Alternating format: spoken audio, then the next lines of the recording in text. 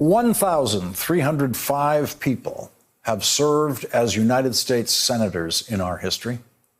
Only 154 of them have been jurors in impeachment trials of the President of the United States. Joining us now is one of those 154, former Democratic Senator from Wisconsin, Russ Feingold, who was sworn in as a juror in the impeachment trial of President Bill Clinton. Senator Feingold, thank you very much for joining us tonight. Really appreciate it. Lawrence, it's a pleasure. Thank you. Tell us about that moment when you had to take that additional oath beyond your oath of office as a senator, that oath that ends with, "I will do impartial justice according to the Constitution and laws, so help me God." That's exactly what it says, and it really was an incredible experience because I had just done a different oath earlier in the week, as you may remember, to start a second term as a United States Senator. But this is a second oath. It is required by the Constitution. It's the only other oath required other than the oath that members of Congress take and, of course, what the President takes.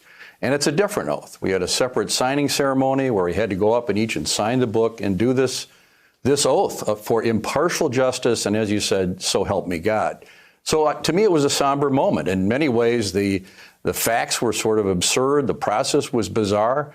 But at that moment, when the Chief Justice came in and when the trial started, I think most of us took it very seriously that this was something that had to be done according to the founders' will. And what the founders wanted was for this process to be difficult but serious in a dire situation such as the one we're in right now. And I hope all senators will take it exactly that way. How much partisan pressure did you feel from your own party? How much partisan pressure did you feel in the room that the Republicans were feeling in that Senate chamber? Well, to be honest with you, there was far too much partisan pressure on both sides.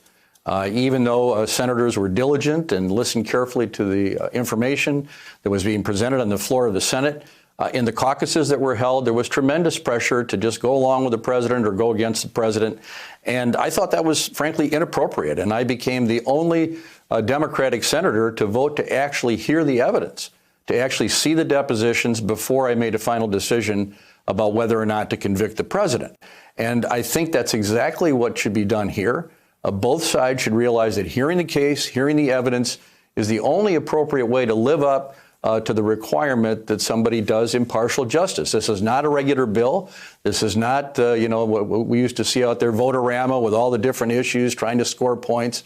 This is really something that goes way beyond this, that involves the very integrity of our country and frankly, in this case, the national security of our country. Senator, let me take you back to that moment because just to explain it to the audience, the very first thing or one of the very first procedural things that happened in the Senate chamber was that there was a motion introduced to dismiss the case. And you were the only Democrat who voted in favor of hearing the case at that point.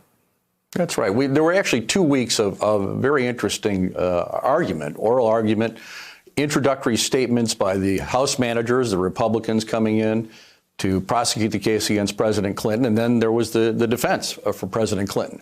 But at the conclusion of that, Senator Byrd, of course, in many ways the most distinguished senator in the body, he did move to dismiss the case, even though there were a number of depositions, including the deposition of Monica Lewinsky, that were potentially available to be taken and heard.